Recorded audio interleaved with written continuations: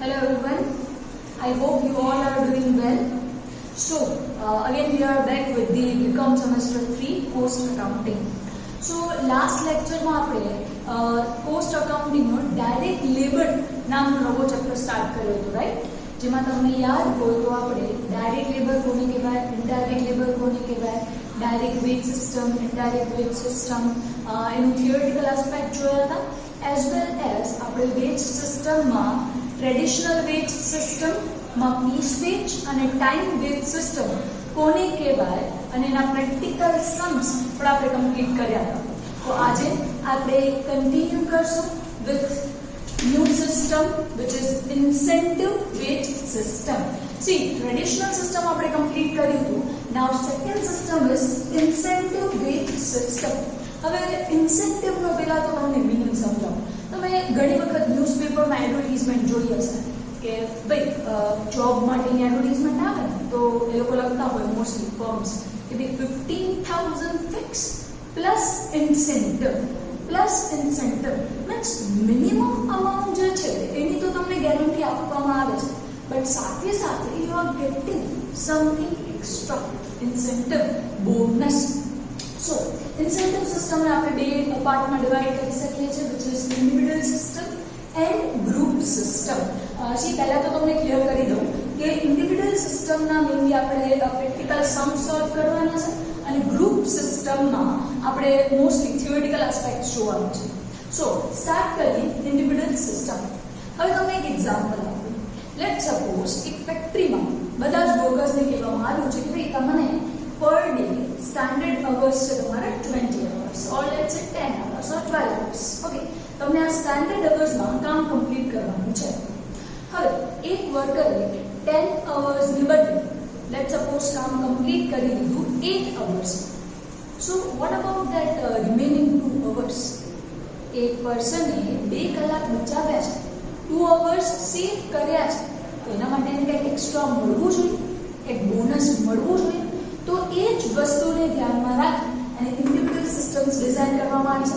એમાં ડિફરન્ટ ઓથર્સે પોતાના plans and formulas establish કર્યા છે. સો mainly considering the practical aspects, namely Halsey plan and Robin plan. These two are the most important, I am telling you, considering the practical aspects as well as examination point of view. આના બીજા plans બી છે જેના theoretical aspects છે જે આપણે letter on જોઈશું, as well as group સિસ્ટમમાં profit sharing and કો પાર્ટનરશિપ, એ પણ આપણે થિયોરિટિકલ એસ્પેક્ટ છે જે આપણે પાછળથી જોઈશું. So start કરીએ very first plan which is Halsey plan. Okay, હવે પહેલા તો તમને કહી દઉં કે Halsey પ્લાનનો સૌપ્રથમ વખત આ સિસ્ટમનો યુઝ ઇંગ્લેન્ડમાં કરવામાં આવ્યો હતો. હવે Halsey પર્સને જે છે એને મેઇનલી શેના ઉપર ફોકસ કર્યું કે mainly focused on the time saved. કે અગર તમે વર્કર્સને 10 અવર્સ આપ્યા છે અને આ 10 અવર્સમાંથી 8 અવર્સમાં કામ કમ્પ્લીટ કરે છે, 10 અવર્સનું કામ એ 8 અવર્સમાં કમ્પ્લીટ કરે છે, તો વોટ અબાઉટ રિમેનિંગ 2 અવર્સ જે એને સેવ કર્યા છે એના માટે એને કંઈક એક્સ્ટ્રા મળવું જોઈએ. So considering that aspect Halsey plan જે છે earning is equals to time taken into rate plus 1.5 time saved into rate. તમને મીનિંગ સમજાવી દઉં. E means earning, પર્સનને કેટલા વેજીસ મળે છે, and T refers to the time taken. It means અગર આપણે 10 કલાક ફાળવ્યા છે અને જો એ વર્કર 10 કલાકમાંથી એ કામ પૂરું કરવા માટે 8 અવર્સ લે છે તો અહીંયા ટાઈમ ટેકન બની જશે 8 અવર્સ. રેટ ઓફકોર્સ પર અવર, ટાઈમ સેવ્ડ તમને સમજાય. ઓકે, એના માટે આપણે ફોર્મ્યુલા યુઝ કરીએ time allowed. Let's suppose time allowed છે 10 અવર્સ. તમે 10 કલાક ફાળવ્યા છે, સ્ટાન્ડર્ડ ટાઈમ છે 10 અવર્સ, જેમાંથી પર્ટિક્યુલર વર્કરે 10 અવર્સના બદલે કામ પૂરું કરવા માટે લીધા છે 8 અવર્સ, રાઈટ? 10 કલાકમાંથી એને 8 કલાક લીધા તો ઓફકોર્સ તમારો ટાઈમ સેવ્ડ કેટલું બની જશે? 2 અવર્સ. ઓકે, તો અહીંયા આપણે પુટ કરશું ટાઈમ સેવ્ડ ઇન્ટુ આર. સો અહીંયા તમે કહી શકશો કે આ જે એક્સ્ટ્રા જે છે આ છે તમારી બોનસની અમાઉન્ટ. સી અહીંયા આપણે મિનિમમ ફિક્સ વેજ તો આપીએ જ છીએ કે જેટલો એને ટાઈમ લીધો હશે, 8 અવર્સ લીધા હશે તો 8, 10 અવર્સ લીધા હશે તો 10, 12 અવર્સ લીધા હશે તો 12. So we are giving the minimum wage, but apart from that you have to pay the bonus, this extra. અને આ બોનસની અમાઉન્ટ શેના ઉપર ડિપેન્ડ કરશે? on your time saved. अगर वर्कर्स 2 કલાક સેવ કરે છે તો બોનસ એ અકોર્ડિંગ મળશે. if he is saving 4 hours so bonus A according મળશે. આના પ્રેક્ટિકલ સમજ આપણે જોઈશું. બટ અપાર્ટ ફ્રોમ ધીસ હેલ્સી પ્લાનમાં શું થતું હતું કે આ જે સ્ટાન્ડર્ડ ટાઈમ 10 અવર્સ છે કે 12 અવર્સ છે એ ફિક્સ કરવા માટેનો કોઈ સાયન્ટિફિક બેઝ ના હતો કે તમે સ્ટાન્ડર્ડ ટાઈમ જે છે આ ઉપરથી ફિક્સ કરશો. સો આ પ્લાનના લૂપ હોલ્સ રિમૂવ કરવા માટે બીજો પ્લાન એસ્ટાબ્લિશ થયો, બીજો પ્લાન શોધવામાં આવ્યો which is રોવન પ્લાન. ના જે રોવન પ્લાન હતો, અકોર્ડિંગ ટુ ધીસ પ્લાન અહીંયા જે પણ સ્ટાન્ડર્ડ ટાઈમ હશે એ પાસ્ટ એક્સપિરિયન્સના બેસિસ ઉપરથી સેટ કરવામાં આવશે. કે પ્રીવિયસલી કોઈ એક કામને પૂરું કરવા માટે વર્કર કેટલો ટાઈમ લે છે. સો ઓબ્વિયસલી અહીંયા સ્ટાન્ડર્ડ ટાઈમ સેટ કરવા માટે તમને એક સાયન્ટિફિક બેઝ મળી જશે. So according to the Rowan plan E is equals to T into R plus W into TS upon EA. તમને સમજાવજો આના ફૂલ forms. Here E again refers to the earning, T means time taken, પર્સને કેટલો time લીધો છે, R rate per hour.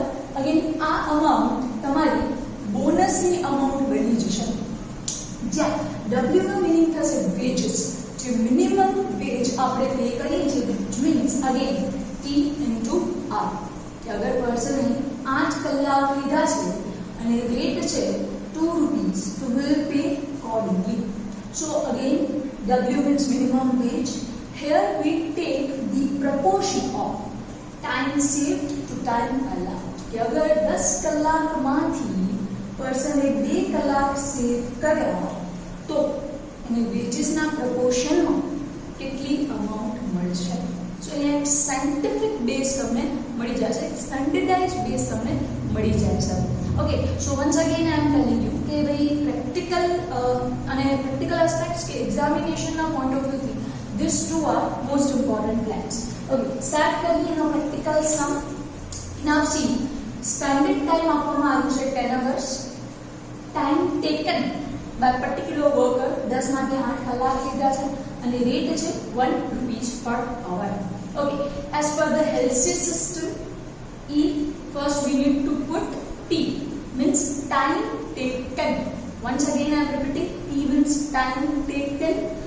Time taken છે 8 hours, so આપણે put કરી દઈએ 8. R means rate per hour, જે છે આપણા પાસે 1 rupees, so આપણે put કરી દઈએ 1 plus bonus ની amount 1.5 time saved. See, અહીંયા time allowed છે 10, right? જેનામાંથી time taken છે 8, so તમારો time saved બની જશે 2 hours. So આપણે put કરી નાખીએ 2 hours and again આપણો rate છે 1 rupee. Once again I am repeating, T means time taken, જે છે 8 કલાક. R means rate per hour, જે છે 1 rupees. બોનસની અમાઉન્ટ માટે ટાઈમ સેવ્ડ 10 માંથી 8 કલાક યુટિલાઇઝ કર્યા, ઇટ મીન્સ વર્કરે 2 કલાક સેવ કર્યા હશે, તો ટાઈમ સેવ છે 2 and again rate છે 1. So we will solve this sum as per the Halsey plan. We will get the amount 9 rupees. Okay, so Halsey plan minimum wages ની ગેરંટી આપે છે. અપાર્ટ ફ્રોમ ધેટ બોનસની અમાઉન્ટ પણ આપવામાં આવશે અને bonus mainly શેના ઉપર ડિપેન્ડ કરશે? Time saved. Now same sum અને same amount will apply the Rowan system or Rowan plan. Okay, again E means તમારું બની જશે earning. So here T means time taken. અગેન આપણા પાસે ટાઈમ ટેકન છે 8, રેટ છે 1 પ્લસ W, જેમ મેં તમને સમજાવ્યું એ રીતે W means minimum wages. સો અહીંયા તમારી W ની અમાઉન્ટ થશે time taken into R. Time taken છે 8 hours અને રેટ છે 1, સો તમારો વેજીસ થઈ જશે 8 rupees. જે મિનિમમ વેજીસ તમે પે કરો છો on the basis of time taken by particular worker. So wages બની જશે તમારા 8 ટાઈમ સેવ્ડ. 10 માંથી 8 કલાક લીધા, સો ઓફકોર્સ આપણા પાસે ટાઈમ સેવ છે 2 upon time allowed means standard time જે સેટ કરવામાં આવ્યું હતું વિચ ઇઝ 10. હવે આપણે આ પર્ટિક્યુલર સમને સોલ્વ કરીએ, so we will get the answer 9.6. So you can easily compare.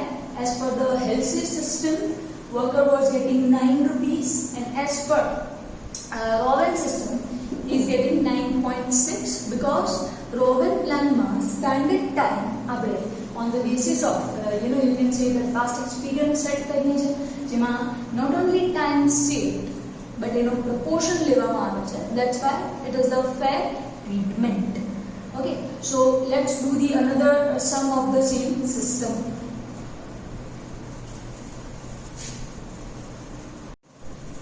Okay, so we are starting with the second sum of the same Halsey as well as Rowan plan. Okay, so now our standard time is 150 hours, time taken by worker 125 hours, and rate is 1 rupees. Now again see here, time allowed is 150. આપણે time allowed કર્યો છે 150, જેમાંથી time taken by worker is 125. બહુ જ easy છે. અગર 150 hours માંથી કોઈ વર્કરે 125 hours યુટિલાઇઝ કર્યા છે, so of course time saved બની જશે 25 hours. Okay, so again putting the things into the Halsey formula. Now let's start. T means again earning. T means time taken, which is 125 hours. R means rate, which is 1 rupees.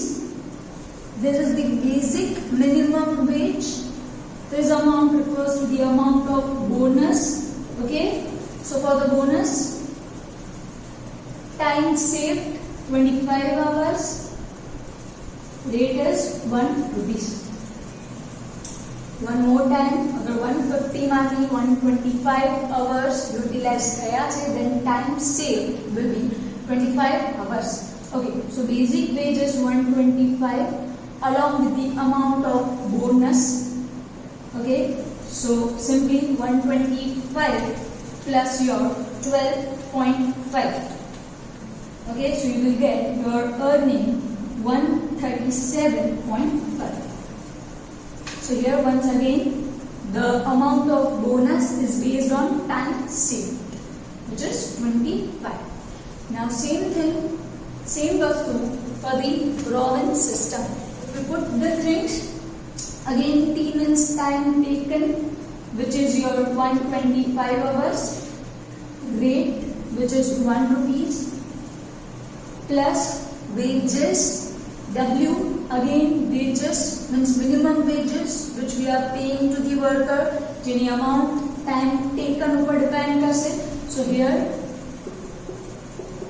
time taken 125, rate છે 1, so wages બની જશે 125 rupees. So 125 into time saved છે 25 and time allowed. Time allowed is 150 hours. One more time, T means time taken 125, rate is 1 rupees. Wages means time taken into rate 125, time saved 25 upon time allowed 150. So we will solve this. 125 plus your 20.8. So the answer is 145.8. So I hope you are clear with the time allowed, time taken and time saved, because these are the basic things for learning the Halsey plan as well as your Rowan plan. Individual system માં બીજા ઘણા બધા plans છે જેના theoretical points આપણે next lecture માં જોઈશું, as well as we will continue with the group system in our next lecture. Okay, thank you.